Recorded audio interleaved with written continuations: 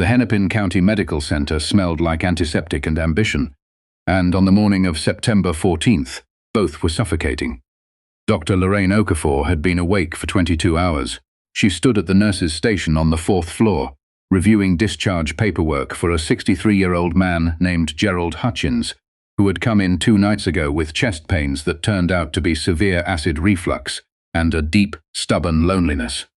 She had spent 40 minutes with him the night before, not because the case required it, because he had no one coming to pick him up, and he kept asking her questions about his late wife's rose garden, and she had answered every single one of them. That was the kind of Dr. Lorraine was. She set Gerald's paperwork in the discharge tray, pulled her stethoscope from around her neck, and rolled her shoulders. She had 3 more hours before her shift ended, and she was already thinking about the drive home. The 47 minutes on I-394 West. The gas station coffee she would stop for, because the coffee at Hennepin was industrial-grade punishment. The way her apartment went quiet, in a way that felt earned after a long shift, rather than empty. She was not thinking about Dr. Fletcher Greer. She should have been. Fletcher Greer was the chief of internal medicine at Hennepin County Medical Center. He had held the position for 11 years. He was the kind of man who wore his authority the way some men wore cologne. Applied too heavily, in all the wrong places, so that everyone in the room was aware of it whether they wanted to be or not. He had a way of standing in doorways, filling them, as if the frame itself was a podium. Lorraine had worked under him for 3 years. In 3 years he had mispronounced her name exactly twice at staff meetings, Lorraine instead of Lorraine, and had never once corrected himself after she gently did it for him. In 3 years he had passed over her twice for the senior hospitalist position, once for a man with 2 fewer years of experience and a firm handshake, and once for a woman who Lorraine genuinely liked, and who genuinely deserved it, so she had let that one go. In 3 years he had sent her exactly 0 emails of commendation, and had included her name in exactly 1 mass staff memo, misspelled as Dr. L. Okafor. She had let most of it go. She was good at letting things go. It was a skill she had developed somewhere between medical school at Howard and her residency at Johns Hopkins, where letting things go was sometimes the only way to keep moving forward without bleeding out from 1,000 small cuts. But the morning of September 14th was the morning Fletcher Greer decided he had accumulated enough small moments of dismissal to attempt one large one. She heard him before she saw him. His footsteps were distinctive, heavy, deliberate, the walk of a man who wanted you to know he was coming. The nurses at the station, 2 of them, both women, both black, exchanged a glance that said everything without saying anything. Dr. Okafor.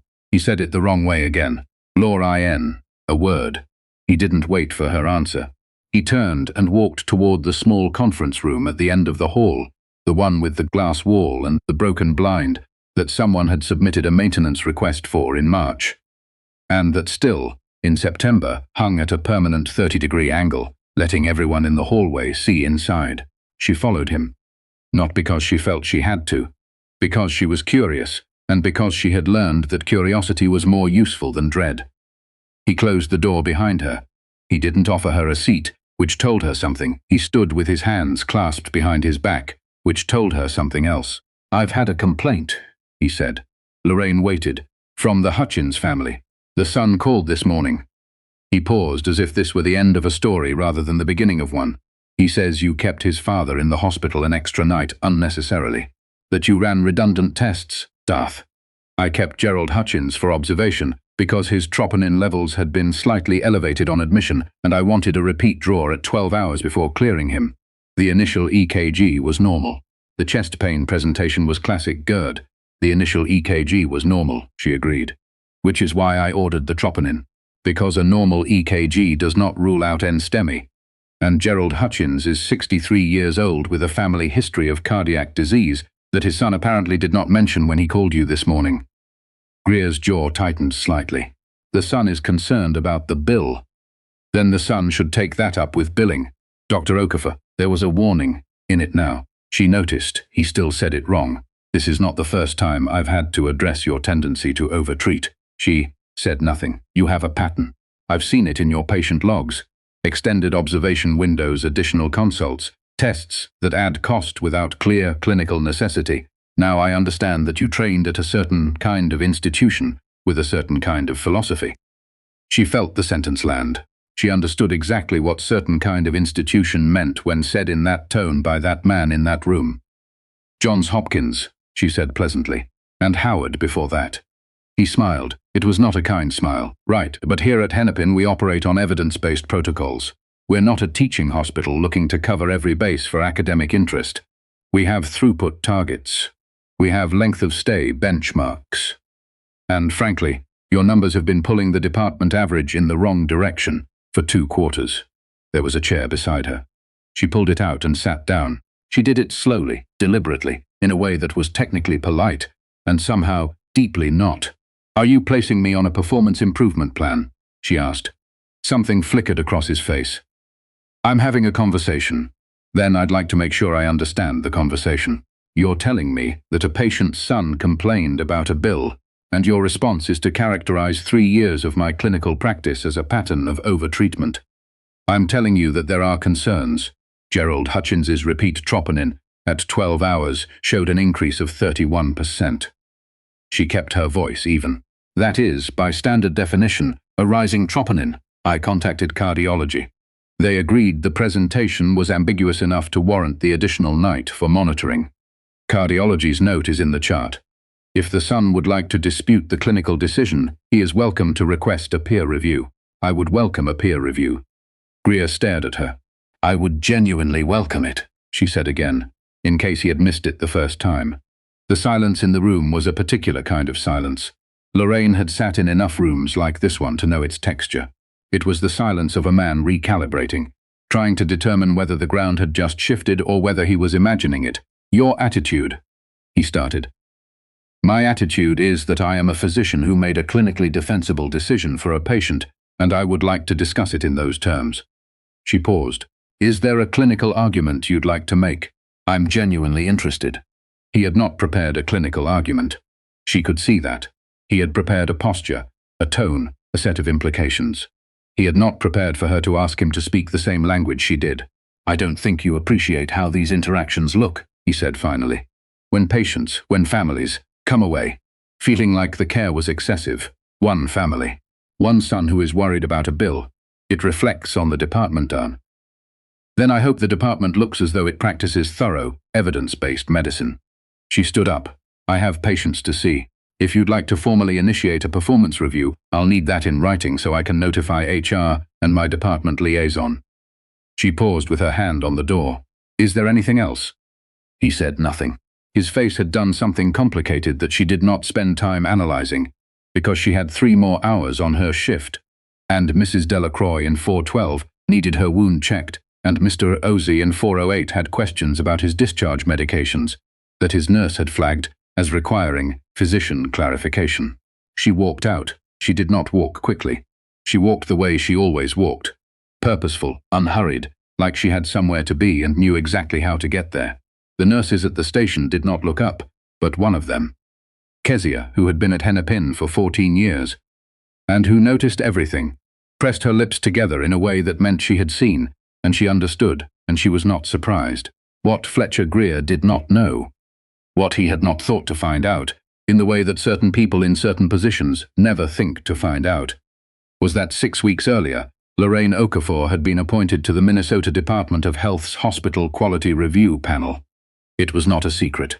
It had been announced in the hospital's internal newsletter in August, a single paragraph buried below an announcement about the parking garage's new rate structure and above a reminder about the employee flu shot clinic.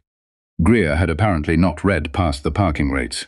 The panel was a 12-member body that conducted external reviews of hospital quality metrics, patient safety incidents, and, when warranted, physician conduct and departmental leadership practices. Its recommendations carried regulatory weight. Panels had in the past resulted in departmental restructuring, mandatory retraining requirements, and, in 2 documented cases, the removal of department chiefs whose performance reviews revealed systemic failures in clinical oversight. Lorraine had not joined the panel because of Fletcher Greer. She had been recruited the previous spring by Dr. Sandra Heikkinen, the panel's chair, who had been aware of Lorraine's work since a paper she had co-authored on hospitalist triage protocols that had been cited 3 times in regional policy documents. She had accepted because she believed in the work because she had the time, and because her mother had always told her that the people who understood a system from the inside were the ones best positioned to make it better. She thought about her mother a lot in the weeks that followed, because what happened after the conference room conversation was this. Fletcher Greer filed a formal departmental note. She found out about it not from him, not from HR, but from Dr. Kenji Abara, a colleague in cardiology, who had been copied on an interdepartmental email thread that he had forwarded to her with a single line, "Lorraine, heads up." The note characterized her clinical approach as inconsistent with departmental throughput standards and flagged her length of stay metrics as a recurring concern. It referenced the Hutchins case explicitly. It did not mention the rising troponin. It did not mention cardiology's concurring note. It did not mention that Gerald Hutchins had gone home healthy, had called the hospital 2 days later to ask if he could send a card to Dr. Okafor, and had been told he could leave a message with patient services. She read the note twice, sitting in her car in the hospital parking structure on her lunch break with a container of soup going cold in the cup holder. Then she called Dr. Sandra Heikkinen, not to report Greer. Not yet. She called because Sandra had been her mentor in the way that certain women become mentors, not formally, not with a title, but by picking up the phone when you called and saying, "Tell me what's happening," and meaning it. "Tell me what's happening," Sandra said. Lorraine told her. There was a pause on the other end that Sandra's pauses always had, not empty, but full. The way a pause is when someone is genuinely thinking rather than just waiting for their turn to speak. "Do you want my personal opinion or my panel chair opinion?" Sandra asked. "Both. Personal. This man has made a mistake so large he doesn't even know it's a mistake yet. Panel chair. You may want to document everything from this point forward. Every interaction, every email, dates, times, exact words where you can remember them." Another pause. "Do you have the cardiology note? In the chart. Get a copy for yourself." Lorraine already had one. She was that kind of person. She went back inside and finished her shift. She was thorough with Mrs. Delacroix's wound, patient with Mr. Osie's questions, gentle with a 24-year-old named Dishorn, who was in for his third visit in 2 months, for the same presenting complaint, and who she suspected was not being entirely honest about what was happening at home. She referred him to social work. She wrote the referral carefully, in language that was specific enough to be useful without being presumptuous. She did her job the way she always did her job, which was completely. The panel's quarterly review cycle opened in October. It was a standard cycle. Hennepin County Medical Center was not specifically under review. It was one of 11 facilities scheduled for routine quality assessment. The process involved medical records analysis, patient outcome data, and, where flagged, interviews with departmental staff. Lorraine recused herself from any direct review of cases at Hennepin. She stated the recusal at the first panel meeting of the cycle, explained it briefly. She was a current employee of the facility under review, and Sandra noted it in the record without comment. But the panel's process was thorough. It was designed to be. And when the medical records reviewers began pulling a sample of internal medicine discharges from the previous 6 months, the data they encountered was interesting. The department's length of stay numbers were, on paper, good, below regional average, efficient throughput, the kind of numbers that looked excellent in a quarterly report. What took longer to see, and what the panel's biostatistician, a meticulous woman named Dr. Frances Adamako, eventually surfaced in a 17-page memo, was the readmission data. Hennepin County Medical Center's internal medicine department had a 30-day readmission rate for cardiac presentations that was 11 percentage points above the regional average. 11 points. Patients were being discharged quickly and then coming back. Dr. Adamako's memo did not draw conclusions. It presented data, but data presented clearly has a way of drawing its own conclusions in the minds of careful readers. The panel requested an interview with the department chief. Fletcher Greer received the request on a Tuesday afternoon in November. He prepared for it, the way he prepared for most things, with confidence in his authority and a set of talking points about throughput efficiency and resource stewardship. He did not appear to understand, when he walked into the panel's interview room at the State Health Department building on Robert Street, that the conversation he was about to have was fundamentally different in kind from any conversation he had ever had about his department. He sat across from a table of 12 people. Sandra Heikkinen introduced each of them. When she got to the end of the introduction, she noted that one panel member had recused herself from the Hennepin review due to a conflict of interest. Greer nodded. He did not ask who. The interview lasted 2 hours. The panel asked about departmental protocols for cardiac observation. They asked about the clinical decision-making process for discharge timing. They asked, specifically and in detail, about the framework used when a hospitalist's recommendation conflicted with throughput benchmarks. Greer answered. He spoke about evidence-based protocols, about resource stewardship, about the importance of aligning clinical practice with departmental standards. At one point, a panel member, a cardiologist from Rochester named Dr. Theodore Asante, asked Greer directly whether it was possible that pressure on length of stay metrics had contributed to premature discharges in cardiac observation cases. Greer said, "I don't believe our benchmarks have compromised patient care." Dr. Asante nodded. He made a note. He did not argue. He did not need to. The readmission data argued for him. The panel's report was issued in January. It ran 43 pages. It cited the readmission rate, the length of stay data in context, and what the report described as a departmental culture in which throughput efficiency metrics appear to have been weighted more heavily than individualized clinical judgment in discharge decisions. It recommended mandatory retraining for the department in cardiac observation protocols. It recommended a 6-month audit of length of stay decision-making processes. And it included a section, Section 7, that specifically addressed departmental leadership, noting that the culture of a clinical department is substantially shaped by the values and priorities of its leadership, and recommending a formal evaluation of the department chief's leadership practices to be conducted by the hospital's board. It did not name Lorraine Okafor. It did not need to.